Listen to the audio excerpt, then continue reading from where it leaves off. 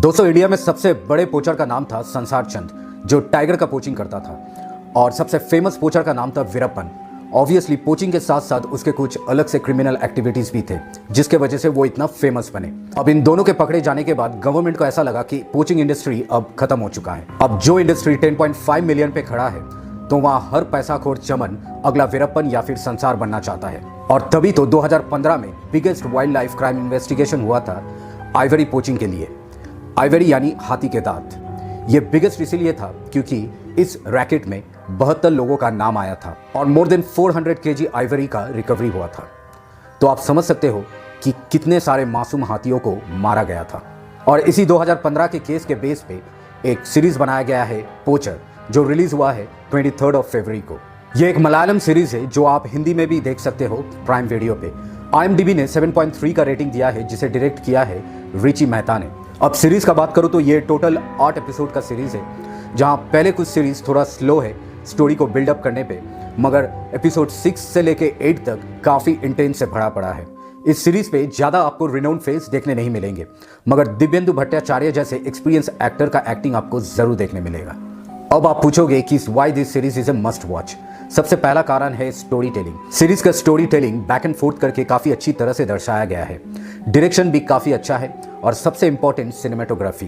केरला पे शूट हुई ये सीरीज, जिसका cinematography is top notch. From start to end camera का काम जबरदस्त है। और खास करके आप अगर एनिमल लवर हो तो ये सीरीज तो आपको देखना जरूर चाहिए। अब सीरीज का स्टोरी इन शॉर्ट, केरला में बसे फॉरेस्ट ऑफिसर्स को ये कानो कान खबर नहीं रहती है कि उनके जंगल में हाथी का पोचिंग हो रहा है, मगर अरुकु नाम का एक आदमी जो जंगल का केयरटेकर है, वो अपने आप को सरेंडर करता है और वो इस क्राइम का खुलासा करता है और एक्सेप्ट करता है कि वो भी इस क्राइम में इन्वॉल्व है। और यहाँ से पूरे सीरीज में दिखाता है कि फॉरेस्ट ऑफिसर्स किस तरह से उन क्रिमिनल्स को पकड़ते हैं जो हाथियों को मारता है और उनके आइवरी दांत एक्सपोर्ट करता है दूसरे स्टेट्स पे। एक बायर से दूसरे बायर से तीसरे, यहाँ तक कि इंटरनेशनल भी ये एक्सपोर्ट होता है। इस रैकेट को कैसे एक्सपोज करता है ये देखने लायक है, स्पेशली जब लोकल पॉलिटिशियंस और लोकल पुलिस ऑफिसर भी इस रैकेट पे इन्वॉल्व है। और दोस्तों इस सीरीज पे सबसे अच्छा मुझे जो लगा वो है कैमरा वर्क। जिस तरह से सभी एलिफेंट्स का एक्टिविटीज दिखाया गया है, कैप्चर किया गया है, वो रियली काफी एंटरटेनिंग है और आपको इस सीरीज से जोड़े रखता है। इस सीरीज पे ये दिखाया गया है कि किस तरह से डिमांड का वजह से ही पोचिंग का एक्टिविटी होता है। जब अमीरों को अपने घर सजाने के लिए, डेकोरेट करने के लिए आइवरी की स्टैचू चाहिए, आइवरी का नेकलेस चाहिए होता है या फिर आइडल्स भी चाहिए होता है। यही सब कारण है जो पोचिंग एक्टिविटीज को अंजाम देते हैं। अगर हम डिमांड को बंद कर दें तो इस पोचिंग एक्टिविटीज को भी हम बंद कर सकते हैं। स्पेशली एक सीन में जब हाथी के आइवरी को निकाला जाता है, किस तरह से उसके सूंड को काट कर उसके दांत को निकाला जाता है, that scene is really very painful.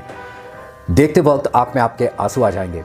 आप अगर रियली एनिमल लवर्स हो या फिर आप नहीं भी हो, तो इस सीरीज के अंत तक आपके आंखों में आंसू जरूर आएंगे और आपके दिल से ये बात आ जाएगी कि wish I could do something for this animals. और आपने अगर इस सीरीज को अभी तक देखा नहीं है तो go and watch this series. इस तरह के सीरीज काफ़ी अनकॉमन होते हैं।